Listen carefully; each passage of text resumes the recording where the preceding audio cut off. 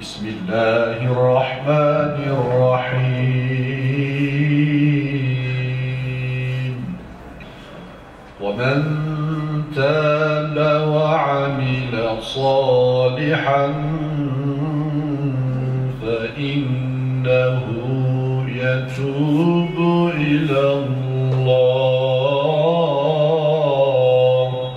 Bir taraftan geleneğin bize dayattığı bazı noktalar, öte yandan modernizmin baskıları, ama İslami evlilik ne geleneğin takıntısına ne modernizmin köleliğine takılmadan, esir olmadan, tökezlemeden İslam'ın öngördüğü, Allah Resulü'nün bize göstermiş olduğu örneklik üzerinden bir İslami evliliği gerçekleştirme temel amaç budur. Şimdi gelenek ve modernizm arasında diyoruz. Nedir gelenek ve modernizm? Gelenek, Profesör Doktor İbrahim Kalın'ın bir anlatımında bu kavramı anlatırken şöyle ifade ediyor. Gelenek, geçmişten bugüne gelene ek yapmak suretiyle oluşan mirastır. Geçmişten gelene bugün ek yapmak suretiyle oluşan miras. Ama burada geçmişten geleni direkt olduğu gibi kabul etmek İslami anlayışa sığmıyor. Yani eğer böyle bir anlayış oluşursa aynen Mekke müşriklerinin durumuna düşmüş oluruz. Onlar diyorlardı ki biz babalarımızdan, atalarımızdan gördüklerimize inanırız. Ama Allahu Teala da buyuruyordu ya ataları yanlış yolda iseler. Dolayısıyla geçmişten gelen, atalardan gelen örf, adet, gelenek olduğu gibi kabul edilemez. Bunun İslam'a uygun olan kısmı, hakikate uygun olan kısmı kabul edilir ama gerisi elenir. İşte o gelenek kavramı da geçmişten geleni eledikten sonra bugün bizler de onun üzerine İslami olanı ekleyerek bizden sonraki nesillere miras bırakıyoruz. Geleneğin anlaşılması açısından kavramsal olarak izahı budur.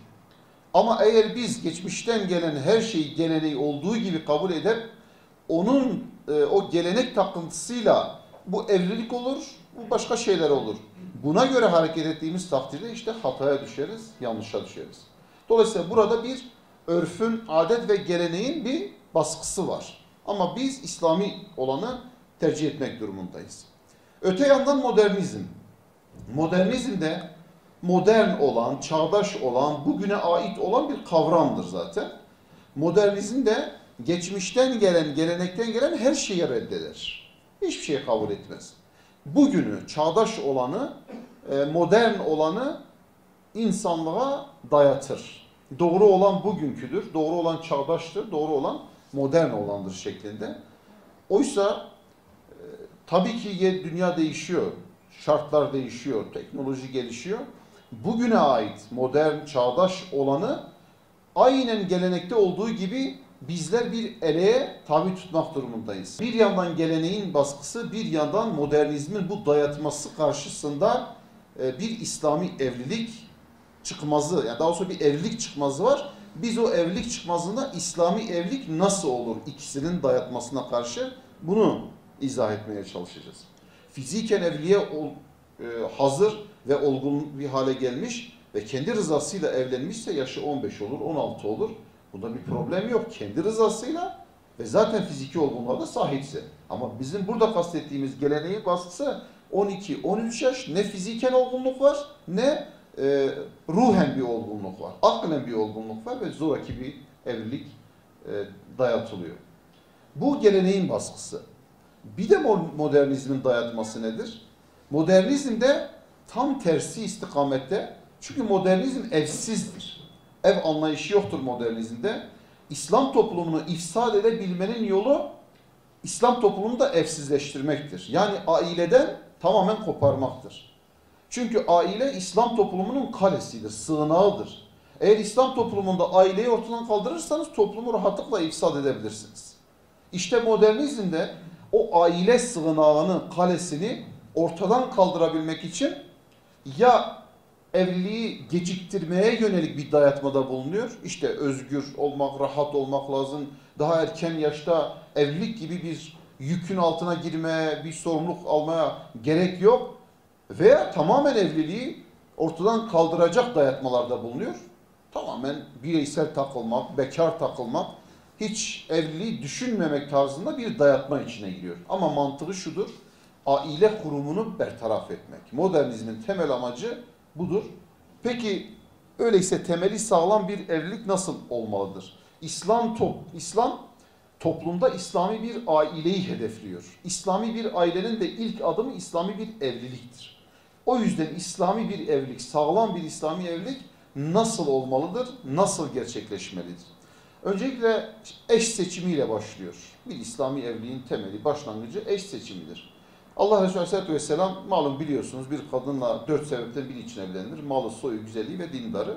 Sen dindar olanı seç ki mutlu olabilesin. Tersi de geçerlidir. Yani erkek bir erkeği seçecek bayan da o erkeği seçerken o da 4. Yani ya malıdır, ya soyudur, ya yakışıklılığıdır, ya dindarlığıdır. Bu 4 şeyden biri olacaktır.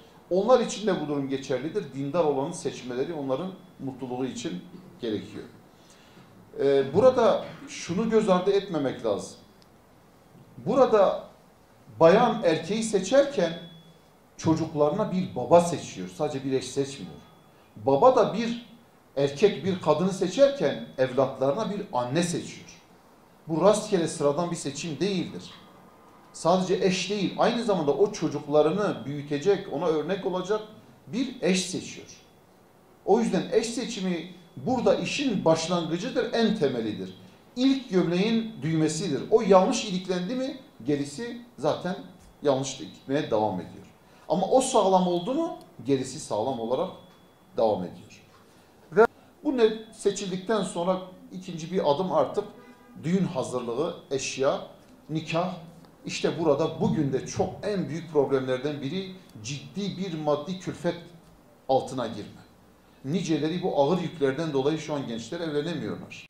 Bu gelenekte işte başlık parasıdır, aşırı eşya isteme gibi örften gelen anlayışlardan dolayı modernizmde ise zaten işte çok büyük düğün salonları, şaşalı düğünler, ciddi masraflar ve ağır bir borç yükü altında evliliklerin gerçekleştirilmesi. Ya gerçekleşememesi maddiyattan dolayı, maddiyatın olmamasından dolayı ya o evlilik gerçekleşemiyor veya ağır bir yük altına girildiği için o evlilik temelde sıkıntılarla başlıyor. Ama dediğimiz gibi İslami evlilikte ise, İslami anlayışta ise burada külfetsiz ve kolay olan nikah önerilmiş oluyor.